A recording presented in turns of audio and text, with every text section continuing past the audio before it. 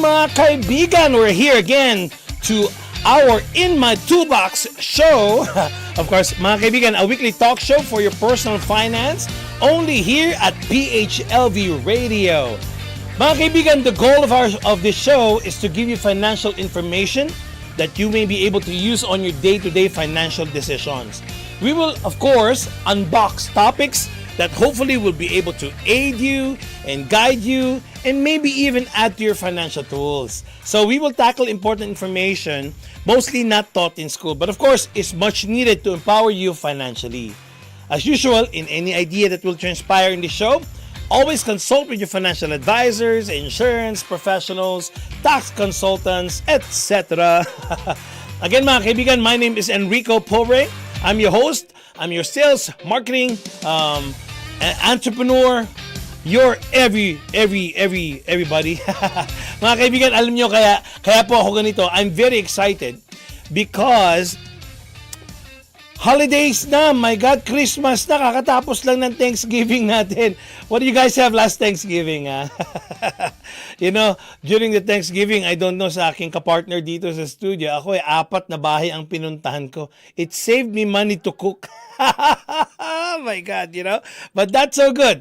Thanksgiving, I have a lot of things to be thankful for. Thank you, Lord. You know, thank you PHLV. Syempre, thank you Boss Johan din. You know? So, wala tayo dito pag wala si Boss Johan. But then again, guys, you know, I'm really very, very thankful. That's one of those, ano matawag natin dito, things that I'm so blessed this year was having this In My Toolbox talk show. Ayan naman. Of course, I'm thankful to you guys who've been supporting and listening to the show. Ayan naman mga kaibigan, ano? So, before we go and dive down into the topic, there will be some changes in the near future with some of the episodes that we will be doing within My Toolbox. You know, definitely one of the things that will be changing will be we will try to cut it into a shorter time, you know, kasi hindi na abot siguro to ng 1 hour. Kunwari lang yan, ako pa, marami akong sinasabi. Hindi ako nauubusan mga kaibigan if you know me, but you know, we will try to put it in a very small time frame. So you guys have the time to listen to the whole show. I think that's just, you know, that's a good idea.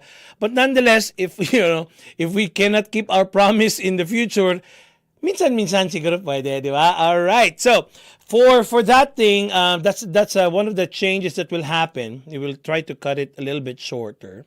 And if you guys are listening here in Las Vegas, we will also be having our show. Now is going to be a new variety show. Of course, that's going to be in partnership with PHLV.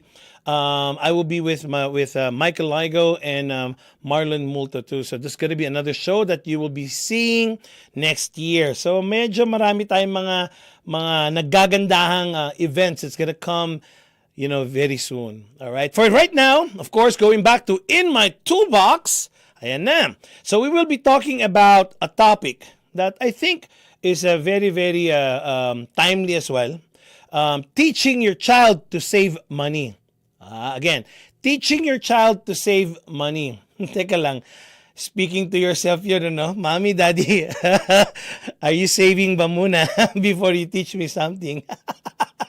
Biro lang mga kaibigan, you know, the habit of saving money is actually a crucial life skill. Okay, again, the habit of saving money is a crucial life skill. I don't know if ever you felt this in your life, guys, not having money at all in a day. It's very hard. A week, oh my God, it's very, very scary, you know? And it's one of those things that it doesn't really come easy. You know, in fact, the survey says that 54% of American adults are all living paycheck to paycheck and with little or no money set aside for future needs. If it's not you, probably somebody that you know that can relate to this one. And a good reason and one good or maybe serious reason behind most of this is what you call, syempre, sa family nanggagaling yan.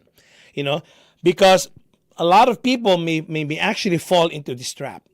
We're talking about tao dito. We were talking about life skill sets, or the saving skill set that you have and the saving habits that you have, is one of those most important things that we can impart to our kids. So the kids, of course, the youngsters right now, what they see, of course, that's what they will follow, because they grew up of that. And that's what you call the blueprint of life. You just don't know that you actually, or we actually imprint that to the minds of our kids. What they see, of course, that's the environment that they grew up with. And definitely, mostly, they will end up the same as well. So teaching them about probably teaching our kids about delayed gratification when it comes to money, maybe could help them guard against any unnecessary expenses, or what you call unnecessary spendings. And of course, by doing such, they will learn establishing the way that they could control the money that they have. With that in mind, I would want to share, some of the things that probably your kids, you, or maybe, you as well, to learn on how to save, So, kasi, syempre, we are going to impart these things to our kids. So what they see, definitely they will bring them, when they get older. So again, things like this, like saving money, probably something that we tell them that it's really a habit. And we as parents, we need to teach that to our kids, especially at the younger age. And the first step is to explain important concepts such as savings. How many times in a day do you guys talk about savings? During breakfast, lunch, or dinner, I don't know, or any time of the day, do we actually talk to our kids about savings? Do they even know what savings is, Or probably we bump it to another level of talking about budget, or talking about goals. I remember I have this game with my kids. I get 4 quarters, right? And then I tell them, hey, this is the money that I earned, 4 quarters. A portion of that goes to mommy. I'm just kidding. 21 goes to your savings. 1 goes to your taxes. 1 goes to your expenses. See, that's what I show my kids, how to look at money. Because most of us, when money hits our bank, we think that that's all that, that's exactly the exact amount that we need to spend. So for me, that's how I show my kids. I explain that there should something that goes to the expenses, there should something goes to the taxes, to savings, to mommy. I tell them exactly, and then I give them the 4 quarters, and I let them explain how those 4 quarters will work. If that's if that is their income, so that's exactly how I show them. You can gamify it. So I make money as gamification. So we play about it. So, but at the back of their head, it's instilled to them, oh, so this $1 whole is not for me to buy all these candies that I like. Some of this portion will have to pay on taxes, etc. See? So you may have other ways as well, as long as we impart to them what money is all about. I think that's a good thing, right? And then, when I give allowances to my kids, I teach them value of money and how it was where it came from. It was from hard work. I actually tell them that, So, and I show them what hard work is by giving them chores. So some chores I let them fix their room. I give them prizes out of that. Or I give them some assignments inside the house, So basically, and then I give them, because you work hard for it, So I give them a certain amount of money, $1 or $2. It doesn't really matter how much, but the way that you actually make them understand how money really works. So younger children might keep this, the money that I give them, younger children may keep this in their piggy bank, for the older ones, they might actually look at, keeping their money into their bank accounts already because they're old enough to have those, but still, I show them how it all works. And by such, children can learn the importance of living within their means as well. You know, for example, I give my older daughter, $20, for example, and put it into her bank account. And after a few days, I ask her how much is actually left in her bank account. So these are just basic tenets of savings, guys, that you may want to impart to your kids. And the other thing that I do as well is to discuss what's the difference between wants and needs. The first step in teaching kids the value of saving is to help them distinguish between wants and needs. So you explain that needs include the basics such as food, shelter, clothing, not a lot of clothing, healthcare, education, and wants, are just the extras. What are the extras?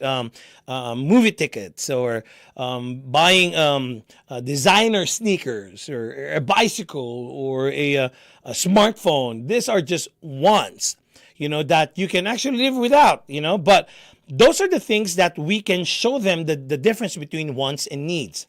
If you're doing that already, that's very good, guys. But if you haven't, probably, you might want to gamify it again. Probably I'll just do some cutouts of what, food and just go get an old magazine and just do some cutouts and let them distinguish which are wants and which are needs, or probably you can even make a quiz out of that.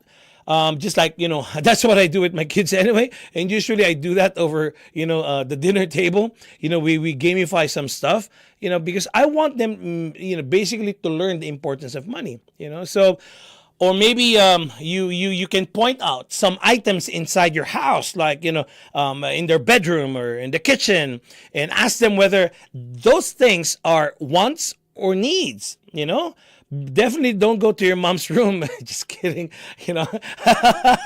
I'm just kidding, guys. So this actually allows you to explain the idea that there are things that you have to prioritize, when you spend money, and then what's the reason why that you have to leave some money behind for future needs or necessities, right? So the other thing that I will show my kids as well is to let them earn their own money.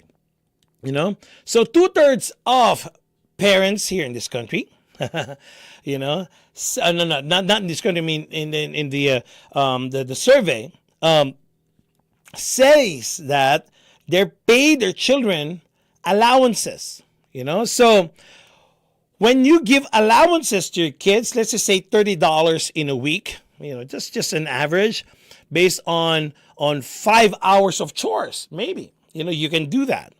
Or if you want your children to become savers, allowing them those money for them to earn it, and then probably put some aside and put it as a savings, which they will think, oh, I still have money, but it's actually put aside by my parents. And that will now provide them an opportunity to save money and still get some that they can actually spend. And then the other thing that you can do out of the money that you give them out of the chores that they do for you, you actually give them, you let them set a saving goals, so for because the reason why, guys, because for a kid to be told to save money and without explaining the reason why, or without feeling where the money came from, it will be pointless for them, because money really is not really an issue to these kids. But if we educate them as early as that, that age, you're actually helping them define savings, goals and spending. And in this way, at an early age, we can actually, let them be motivated already, And another thing, not just because you tell them, save money, right? You also have to let them know or provide them a place where to put that money. So when your children already understand the value of saving, and then they have saving goals in their mind, Now they will all already need a place where they can put that money. That just makes sense, right? For younger kids, this again, I told you a while ago about piggy banks, or right? Or for those older children, they can have it in their bank, or I don't know. I think there are some what you call a friendly debit cards. You can actually teach them where to put those money, or any a kid's savings account. Inquire to your banks. They may have programs for kids. Where you teach them where to put this money that they save on. And the other thing that you may, because they already know how hard it is to get money and the reason why they need to have saving goals. Now they have a place to put their money. Probably the next thing that you can teach them is how to track their spending, where their money is going, how much goes to where whenever they spend money, tracking, because part of being a better saver is knowing where the money's going. Now, guys, this is not only for kids. It's also for you and me. If I ask you right now, guys, do you know where your money is actually whenever, say, you receive your salary? Well, it's most problem really they haven't received the salary yet. It's already they already spent it. But what I'm trying to say here is, do you know where your money is going to every month in, month out? Tracking is actually very effective in, learning on saving and budgeting and etc. And that's exactly what we would want to impart to our kids. Knowing where the money is actually going. Tracking expenditures, tracking your expenses, is just for them, of course, it's going to be easier, when they already have a bank account or they have an app in their phone. It's easier. Otherwise, you can just teach them how to write it. It's just a simple, items only, and then how much money they have, where it went, and what's the balance. It's just a debit credit balance strategy. You can teach them that. It's an easy math anyway. It's an easy arithmetic. So if your children get an allowance, let them write it already. Whatever they purchase every day, they just have to put it there and subtract it from whatever amount that you give them every week or whatever, right? So encourage them to think about how they're spending and how much faster they could actually reach on saving that saving goal that I was mentioning to you guys about a while ago, if they were actually able to change their spending habits. See? Now, in a very basic strategy of teaching our kids on how to save money, how to track them, where to put it, all of these things, it can also be applied to you and me. And now, because they already know some basic steps, because you already taught them, maybe you can offer them some saving incentives. One of the reasons people save, say for example, you and me, when we work with a company, this savings can be a retirement plan. When you do retirement plan, you are encouraged to save because there's what you call a matching contribution. So you can probably do that. After a while, with that strategy on matching contribution in your, with your employer, that's free money for you. Who wouldn't want that? Exactly what you can actually probably do with your kids. Hey, if you save $5, I'll match it $5 at the end of the week. Bam. You can actually encourage them. Now they would like to save more, so you can give them more. So that's actually another way of motivating your kids to save. You just give them a principle of this, what you call incentive. You incentivize their efforts of, when they save money. So if your kids actually is able to save big goals, who wouldn't, right? If you give them, $30 every week, they might be able to save all those $30 because basically we still give them things anyway, right? And they can still get free food in school, etc. But my point here is, you're teaching them the value of saving. Now you're incentivizing them. Or maybe they would want to have another goal of maybe purchasing an iPad, So because they have a goal of purchasing an iPad, if they've saved $200, you give $200, it's a $400 iPad. Whatever, guys, that will teach them by, savings and pushing them and motivating them on by incentivizing this process, So again, probably, we've showed them a lot of ways already on how to save money. Maybe you leave room leave room for some mistakes, So part of putting kids in control of their own money is letting them learn from their mistakes. What are these mistakes that I'm talking about? Because it's tempting to step into other costly mistakes, but it's actually better to use that mistake for them to be taught on, or teachable moments was what we call it, So that way, if they feel that they're making some mistakes already, they'll know in the future what to do with their money. So mistakes of spending too much, or, just make sure that they learn from those mistakes. One day they spend so much already, they don't have money.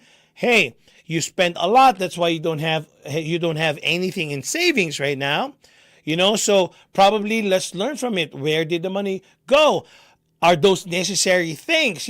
Sometimes we'll let them do that so they would see at the end of the day that, yeah, they made mistake of their decision with their money. So now they will actually be better in their next steps, And of course, you can also, again, I keep telling you about, gamifying it. You can act as their creditors as well. One of the most basic tenets of saving is not to live beyond your means, right? So, if your child or if your kids has something that they want to buy and they feel so impatient about saving for it, you can actually lend them money. That will actually teach them a valuable lesson about saving. Say your child wants to purchase, again, let's go talk about that iPad a while ago, $400, and then you lend them the money and require them to pay you from the allowances that you provide with interest. See, now we're going to the next level now. Why would you charge me interest rate? Well, I advance you the money to buy that iPad, but, you have to pay me back with an interest if you want that, So you act as a creditor. So they will actually be taught of a lesson that savings, and there's actually a lot factors in just savings and borrowing money, and it's just basic for them to learn it, so they would actually see, the difference between instant gratification, or just the basic of having this creditor gamification. They would already understand, so that's what it means when I use a credit card. In fact, my kid, as early as now, he knows how to say credit card. Oh, where did you learn that? So there's an interest there. We need to let them know credit cards, that's not our money. Somebody's just lending us, just like my example of that $400 of an iPad a while ago, and then make money as a conversation in your dinner table or whatever, because that will be imparted to them, the importance of savings, the importance of goal settings, the spending habits that they will have in the future. So that's the reason why it's good for us parents to discuss about money with our children so they become responsible when the time comes. And of course, we started about the things a while ago about, hey, let's teach our children how to save money, but are we actually saving money? Let's look at our habits as well of savings. Are we really saving money? Because we cannot teach something to our kids that we are not actually doing as well. So we have to set good examples. And according to survey, 59% of parents had any money saved for retirement, while only 55% had emergency funds. So the reason why I'm saying this is, of course, we cannot teach something that we're actually not practicing. So we want to make sure that we set good examples to our kids. Some of the questions comes out there, guys. How can parents encourage their kids to save money? So we talked about some of the items a while ago. We teach them how to, set money aside, providing them a place where to put it. So again, those are example of how to encourage them by incentivizing them. And the other questions maybe is, what are the barriers to teaching kids about savings? Well, we sometimes as parents, or mostly, are the barriers why our children doesn't even know how to save. So how can parents teach kids to distinguish between needs and wants? Of course, I was telling you guys about, examples of what it is that you need and what it is that you want. The bottom line, guys, here, if you're a parent, making saving a regular part of your child's routine can actually lay a very strong foundation for a bright financial future. Again, I may say that again, right? You, me, us parents, right? Making saving a regular part of your child's routine can actually have a huge impact to lay that foundation for a very bright financial future. And it is very, very important for them to learn it yesterday, right? And then by doing such, that's actually building them healthy habits at a young age. And because of that healthy building wealth habits, more likely to grow them into the adult that you would actually want them to be. Like an adult that has less financial stress than those people who actually grew up without having these types of basic foundation of money. Alright mga kaibigan ha, ganyan lang naman, ang promise ko, maikli lang ang show natin ngayon, right? Because that's exactly what we're going to do in the next episodes to come. We just want to have a very concise, talk about some important information that we would like to impart to you about financials, right? So again, mga kaibigan, my name is Enrico Pobre. You're listening to In My Toolbox. Until our next episode,